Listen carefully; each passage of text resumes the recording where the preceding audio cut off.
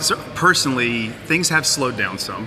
This time last year was very much a whirlwind, and the proverbial drinking from a fire hose was certainly happening with, I feel like, a little over a year ago this time, we were trying to fill out a whole new staff and getting to know a lot of very, new people. And while I thought I had a pretty good understanding of what things were going to be like, you don't know until you go through it. So getting through a full year, getting to the off season now, coming back, and us preparing for 26, certainly feeling it in a different place, and very excited for how things finished with our group last year. I think that's probably, we didn't accomplish last year, what we were hoping to. You get into a season, you want to have a chance to go into the postseason, and we came up short. But I think we all, we took some solace in that we finished our season very strong. We were playing meaningful baseball deep into September, and our ultimate goal, as we talked about early last year, was the development of the players that we had. And so there were a lot of opportunity provided for young players on our roster, and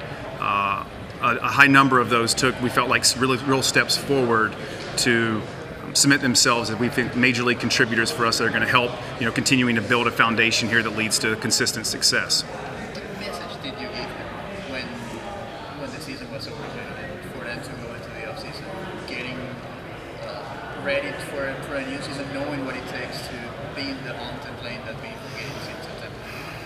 I mean, we were in Philadelphia. I think it was like game 159 when we officially were done, right? So we get home the next day, and I told them, I was disappointed because I know there's nothing better in this sport than having the opportunity to pop champagne and to celebrate, a postseason appearance and having the chance to go for a World Series title. So that part, I was letting them know, like, my disappointment for them, that we weren't going to have a chance to do that in 25.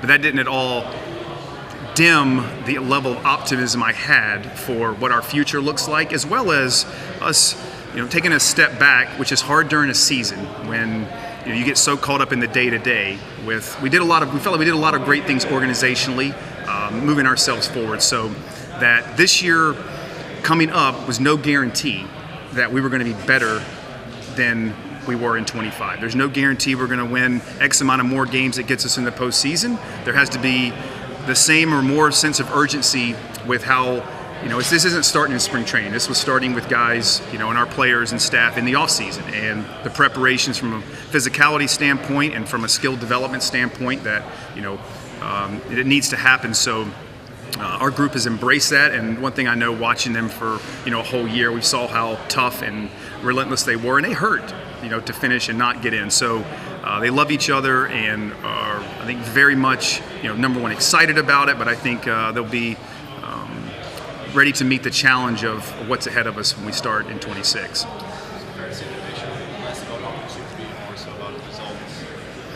I think results were still a part of Major League Baseball. Like, at the end of the day, it's about winning that night's game. It's about being able to perform at a level that continues to give you opportunity. And so I think we're going to continue to give runway and opportunity to our group and the ones that last year had it. So their development is nonstop, and you can achieve both at the major league level. I think, but when we go out there and the game starts at 6:40 or 7:10, all 26 players, our staff, it's about winning that night's game and doing what I think is best for our team. And then, we recycle it the next day, go right back to trying to, improve upon ourselves for, the next opportunity.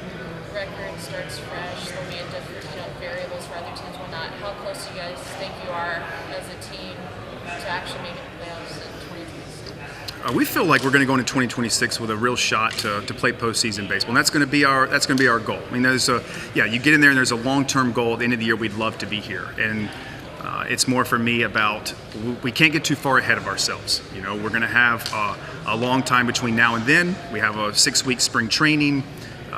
We have 7 months of a season, and it's about us handling the low points of a season, which are going to come. Like, you're going to go through some ruts.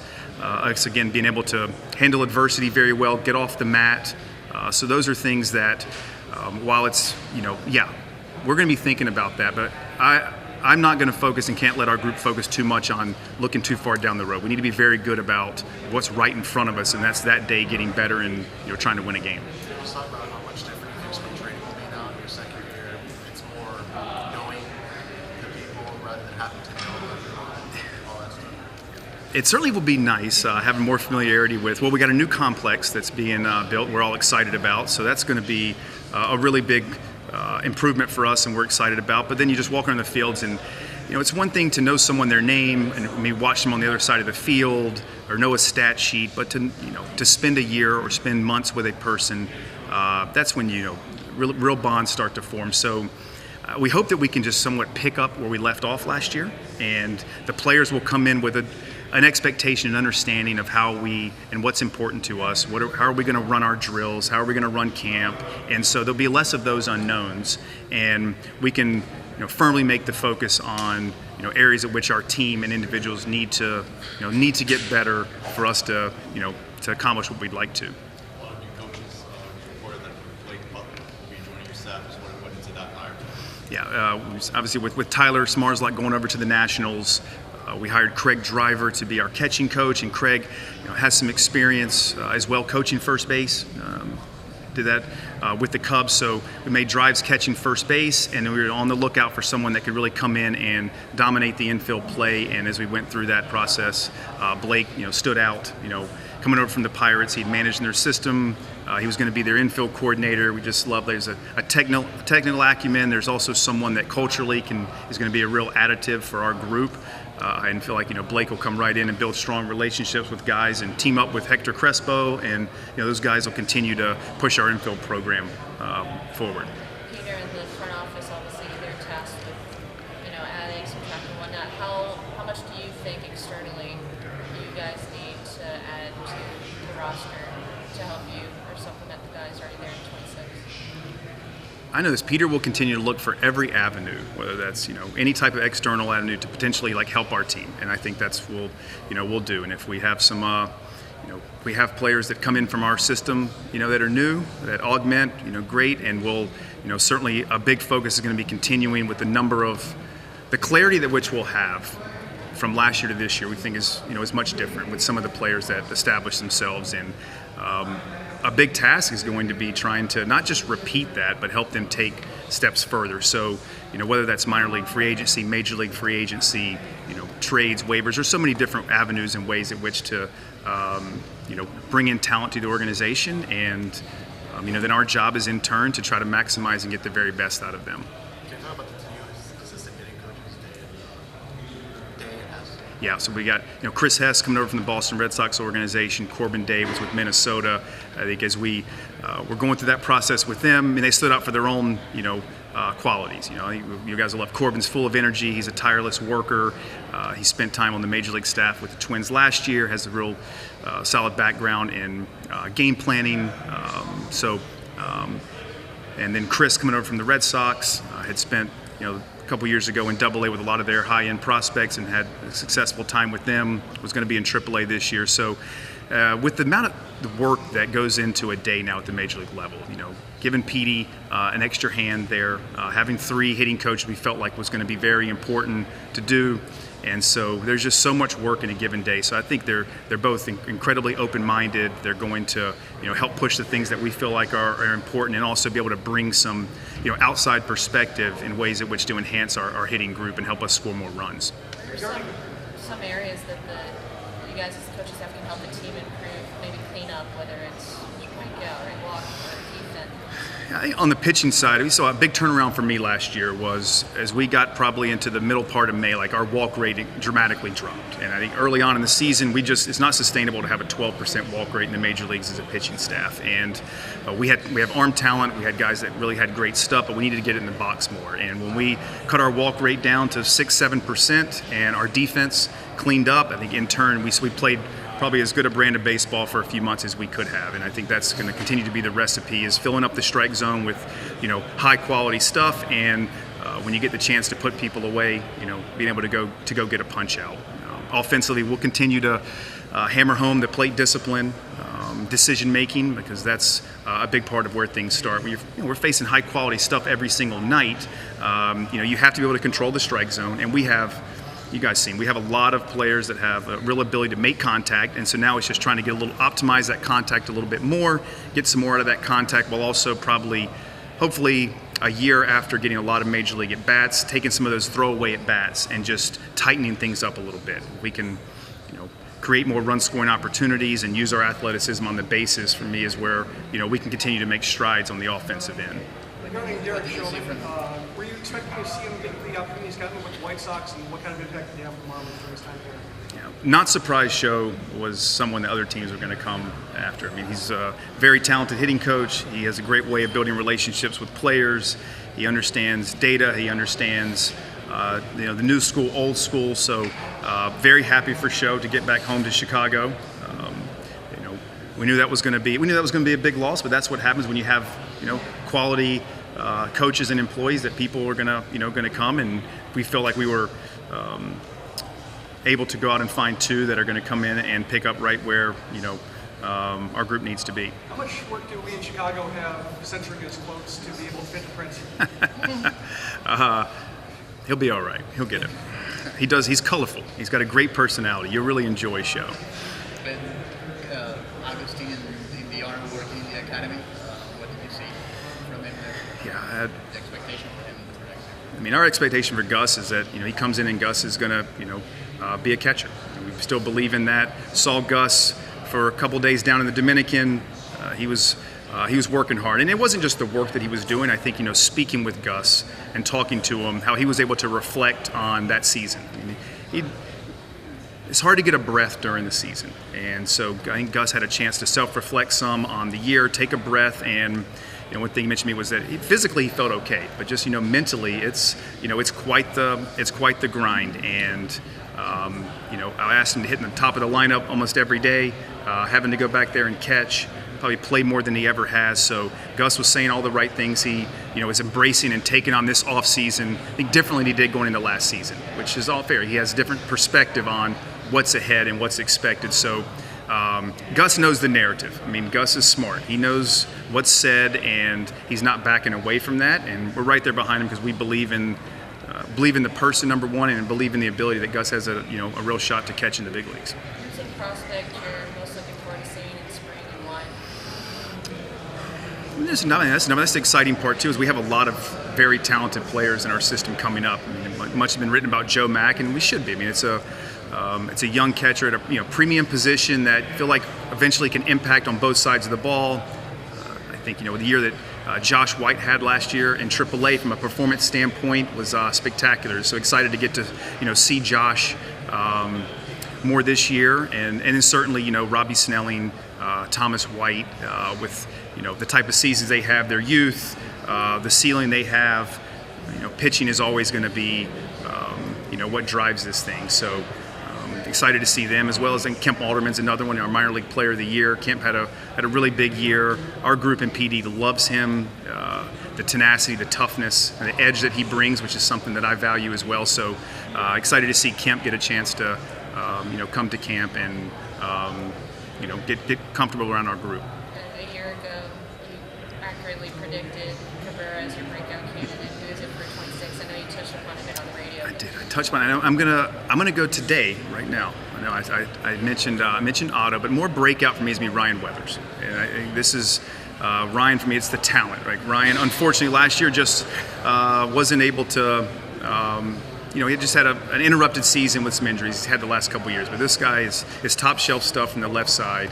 He's incredibly motivated, highly competitive. So, excited for Ryan this year, and I'm predicting Ryan to have a big year. And then I guess you do position player for one. Would it be Otto, and why? Otto, for me, I just think this guy is maybe not a household name around the league, but he made the switch last year to shortstop. He's a terrific defender. He brings some value on the bases, and I just feel like Otto offensively is just scratching the surface. I mean, he impacted the ball last year better than he had. He's never struck out a whole lot, and his walk rate improved some. And I think there's still some plate discipline things that when Otto continues to tighten those up, that his overall offensive game is going to get risen. And you got a above-average player on both sides of the ball at shortstop, which is hard to find. What about bounce back candidates, both pitching and position player? Bounce back pitcher. I guess I'll say Sandy. Okay, only because of the totality of the year. We can get into we talked a lot about Sandy last year, but how he finished was much more indicative, I think, of what 26 is going to look like for Sandy. I think just as he got further away from the procedure and he got himself into competition, I think we saw the version that everyone expected the whole season. So his perseverance shown, his toughness. So I expect Sandy to pick up right where he left off last year. Position player bounce back? I mean, we just had so many that were just trying to bounce for the first time. So I don't know. We'll see. Might have to have a bounce back person in June if they have a couple of first few tough months. Norby maybe.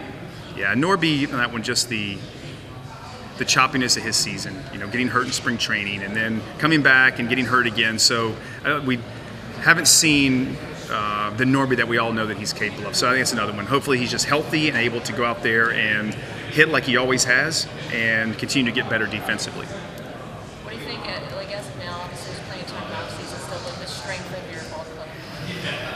Our strength is our arm talent. If you look at potentially what we have on the mound from a rotation standpoint, the depth that's behind there, as well as the number of players that last year in the bullpen that came and stepped up. And so I think we have a lot of arm talent that we'll go into our camp with, we'll leave spring training with, and there'll be some very solid options behind them over the course of the season. You need a lot of pitchers to get through the season. So I think our arm talent is something we can lean on and continue to be the backbone of us winning. As a coaching staff, a lot of the guys will be their second full seasons. They're soft and the sophomore slump. How can you guys help them avoid that? What can you guys as a coaching staff do? I think it's good, continuing. The league is going to continue to adjust. And that's not going to stop. And at least, even Stowers last year, for the great season he had, there was a period where he struggled, and now it's okay. It's being able to step back and recognize what's happening, and now what do you need to go do. So I think we'll continue to be very open and transparent with our players. Hey, where they are now, this is, we think, potential roadblocks that are coming ahead, and the big thing for me will be us not getting too far ahead of what, again, last year. We didn't worry about the noise last year in spring training, and this year, while expectations may be different, that they're not going to matter. We have to, we have a job to do each day, and so us as a group, understanding what it takes for us to win, and then knowing that the rough patches are going to come, and it's our ability to bounce back, adapt, adjust that's going to be the separator in the type of season we have. How do you feel about the It was, in spring training last year, they rolled it out a little bit, and from a pace of gameplay, it was great. It think it was, it brought a different level of engagement at different points of the game, giving the players an opportunity to, have some say at, impactful moments in the game. I think I'm, excited to see how it plays out, and I also say that the umpires who are back there, it's a very difficult thing. 300 pitches a night with the type of stuff they're seeing, they do an exceptional job, and now this, Major League Baseball has done a good job recently of, enacting some things that have enhanced our fan experience, and this is another one I think has a chance to go over well. Have you guys talked strategy? How was it a challenge? Challenge of with the strike balls, who in the order, what time of the game, what's the As a staff, we kicked those things around last year. I had a sense that there's the potential that it was coming. We haven't dug into that with our players at this point. I think it'll be something more in spring training that we, get into more from a tactical standpoint, how we maybe would want to, most leverage it. Is there anything we didn't ask you that you just want to get off your chest and answer? No. Not right now. All good. Thank you. Well, was that you setting me up for something? Huh? No, it's just.